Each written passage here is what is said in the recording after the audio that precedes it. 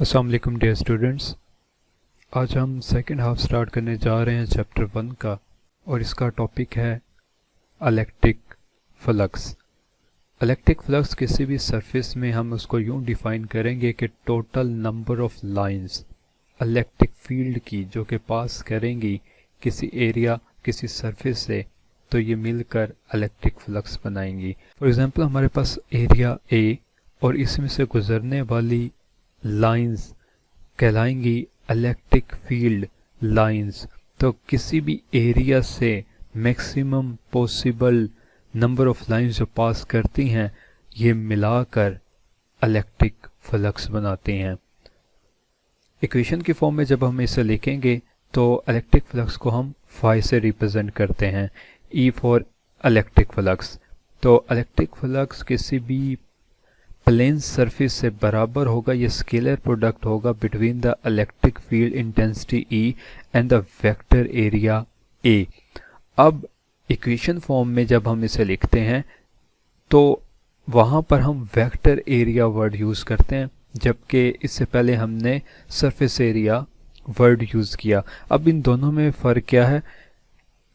Surface area के ऊपर जो परपेंडिकुलर होगा उसको हम वेक्टर एरिया कहेंगे। सिमिलरली यहाँ पर ये अगर सरफेस है तो इसी के ऊपर जो परपेंडिकुलर होगा वो उसका वेक्टर एरिया कहलाएगा।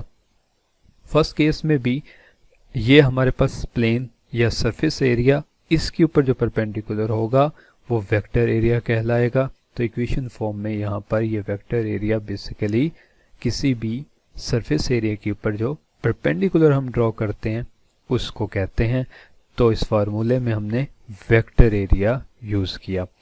अब ई इलेक्ट्रिक फील्ड, अगर आप ये इक्वेशन अप्लाई करना चाह रहे हैं किसी भी प्रॉब्लम में तो इसको एक कांस्टेंट होना चाहिए मैग्नीट्यूड को, और इसकी डायरेक्शन तमाम सरफेस एरिया से गुजरनी चाहिए। मतलब ये कि इलेक्ट्रिक फील्ड लाइंस को पास करना चाहिए किसी भी एरिया या फिर वेक्टर एरिया से।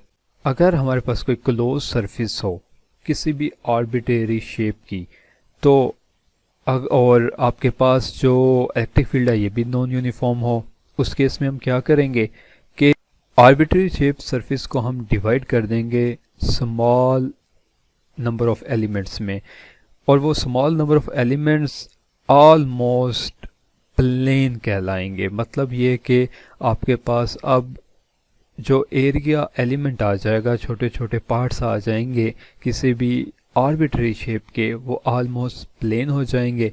तो अब आपके लिए इलेक्ट्रिक फ्लक्स वहाँ से निकालना इजी हो जाएगा। सो स्मॉल पैचेस, छोटे छोटे टुकड़ों में तकसीम एरिया को एंड में आप सम कर लेंगे और आपके पास टोटल फ्लक्स आ जाएगा उस सरफेस का। इसको इक्वेशन फॉर्म में कुछ यूँ लिखेंगे कि आपने एक पैच को डिवाइड कर दिया, उसको आपने 1 नाम दे दिया, कोई दूसरा पैच, तीसरा पैच, और इस तरह n number of patches and में आप सम अप कर लेंगे और इसको मैथमेटिकल एक्सप्रेशन के मुताबिक आप समीशन फॉर्म में लिख सकते हैं। अगर आप पैचेस को मज़ीद छोटा कर दें, इतना छोटा कर दें कि सरफेस एरिया या फिर वेक्टर एरिया ऑलमोस्ट ज़ीरो को अप्रोच करने लगें, तो उसको हम कैसे लिखेंगे? हम लिमिट फॉर्म में लिखेंगे। मैथमेटिक्स हमें ये कहती है कि जब आप लिमिट को अप्लाई कर देते हैं समीशन फॉर्म में तो आप इसे इंटीग्रेशन में चेंज कर सकते हैं फॉर अ क्लोज सरफेस। सो हमारे पास फाइनल जो फार्मूला बन जाएगा, इक्वेशन आ जाएगी, वो होगी close integral E dot D A. यहाँ पर ई जो है वो इलेक्ट्रिक फील्ड इंटेंसिटी है, जबकि डी ए वेक्टर एरिया है। दोनों का जो डॉट प्रोडक्ट हमें इलेक्ट्रिक फ्लक्स देगा।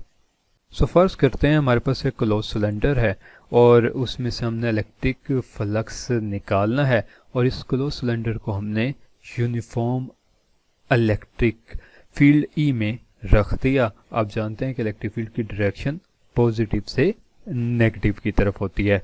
इस सिलेंडर का रेडियस r है और इसको हमने इमर्स कर दिया, डुबो दिया इस इलेक्ट्रिक फील्ड के अंदर। इलेक्ट्रिक फील्ड यूनिफॉर्म है। तो हमारी इक्वेशन के मुताबिक जो टोटल फ्लक्स होगा वो integral close integral E dot E A के बराबर होगा। अपनी आसानी के लिए हम इस सिलेंडर को 3 पार्ट्स में डिवाइड कर देते हैं, ए, सेंटर पार्ट बी और राइट साइड पार्ट सी।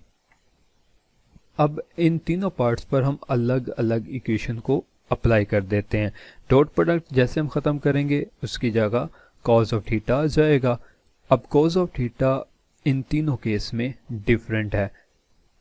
एक केस में डायरेक्शन जो कि वेक्टर एरिया की है इस जानिब, इलेक्ट्रिक फील्ड इसके ऑपोजिट के जानिब, सो एंगल 180 डिग्री।